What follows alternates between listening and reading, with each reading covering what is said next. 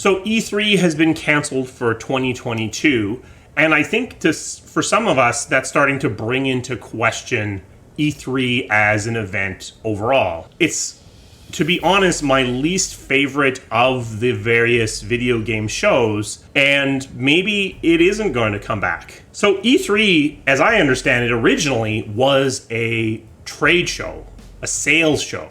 So this is back in the days when there were hundreds of different video game retailers.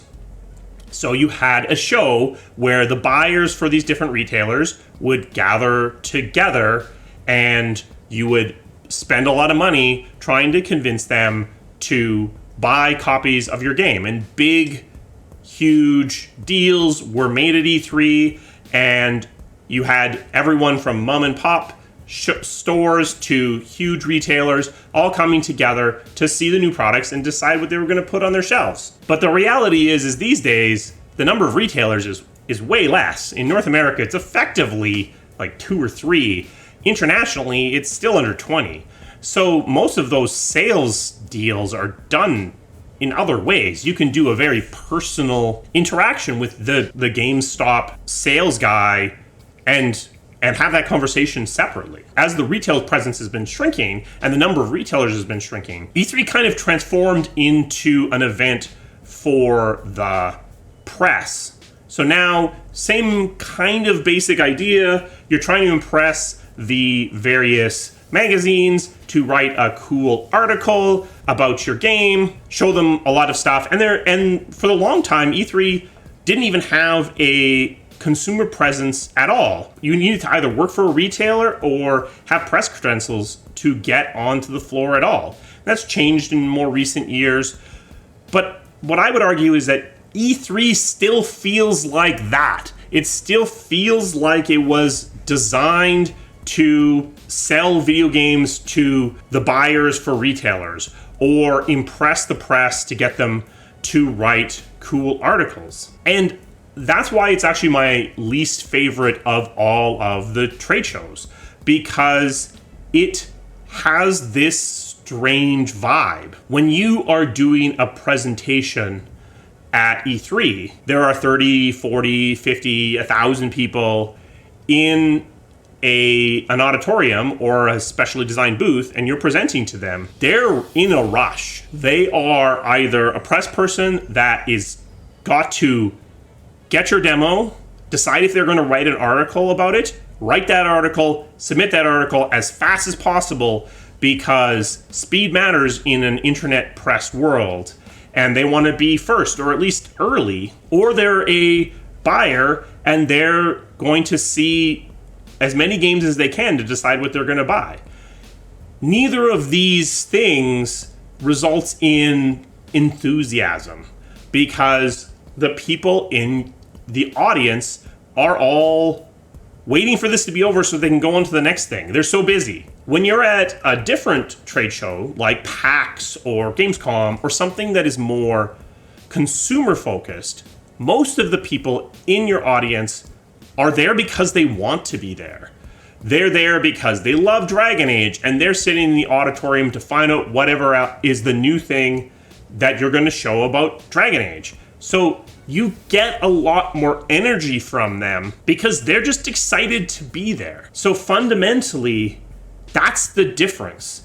Because E3 was never imagined to be a consumer show, and even now still feels like it isn't a consumer show. The very feeling in the air when you're there is wrong. It feels off. It feels lower energy than what you're getting at other shows. Now, publishers don't care about me, and they don't care about the vibe I'm picking up from the audience I'm presenting to, but they also have reservations about a show like E3. And in their case, it's about money. When you have everyone coming together all at one moment in time, things get more expensive for a couple of reasons.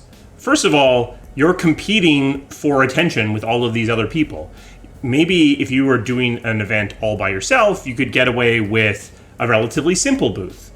But now you're competing with Nintendo and Sony and Activision, and so you have to crank up the volume and the noise to compete against everything else that's going on. But the other thing that makes it expensive is because you have all of these other groups building their booths, setting up, doing all this stuff at the same time, the cost of that goes up as well. You're going to pay more for a booth during E3 than you are at any other time of year because they're more busy and they can charge more because they know there are lots of people that need their services.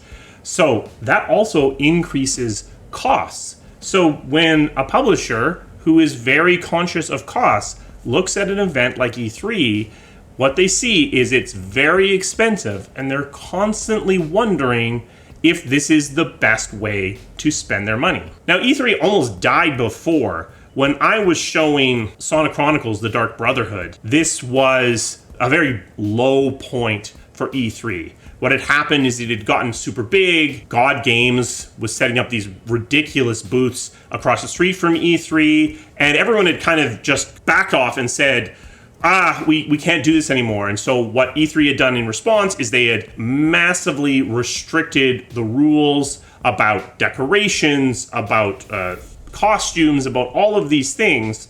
And that E3 was really low energy. The booths were all exactly the same. I think they were even provided by E3 itself. You weren't even supposed to wear branded t-shirts when you were showing things in the booth. I was. No one had told me that beforehand. And that was a one-year thing, but that was E3 at its low point. And it's recovered from there and gotten big again. Now it's not happening this year again. One thing that the publishers are realizing is that they don't necessarily need E3. If you have a big game, you can do an event any day you want, and the press will show up. And it's frankly a lot easier because if you're showing a Dragon Age during E3, you are competing against the noise of 100 different things being shown at that same time. And even if you're a pretty big game, it's hard to be the loudest thing in that conversation. So it's starting to make more and more sense for things that are big enough to generate attention on their own to hold their own events, or for the publisher to hold a special event for all of their games. Like Nintendo does with Nintendo Direct, and to use their own gravity to generate attention. So they're not competing with everybody else. Now, if you're small, that can be a problem because at E3, you at least had people listening. And while you were being drowned out to a large degree by all the much bigger games, you were also getting attention at a much larger radius than you normally would because people just took the week and kind of paid attention to video game news. And as a result, you were getting more attention than you normally would. So without an E3, without a trade show of some sort where the press is paying attention broadly, smaller games can kind of be hurt by there not being some sort of event. Now, if you're attached to a publisher, that event could be a Nintendo Direct kind of thing. But if you're on your own, things like E3 are an opportunity for you to at least attempt to be noticed at a broader scale. Does that mean that E3 should go away? I don't think so. And I think that probably they'll find some way to continue to inject more of a consumer presence into the show. But for me, that's been the problem for a long time, is that E3 feels like work. Other shows feels like interacting with your fans. Special thanks to my members. They provide the resources that this channel needs to keep running. If you are interested in becoming a member, there'll be a link down in the description.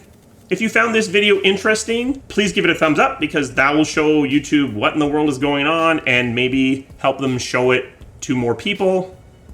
What are your thoughts about E3 being canceled for 2022? Do you wish it was happening? Have you ever been to an E3? What's your favorite trade show? Let me know down in the comments. PAX is my favorite, by the way. I will see you again soon. Thank you.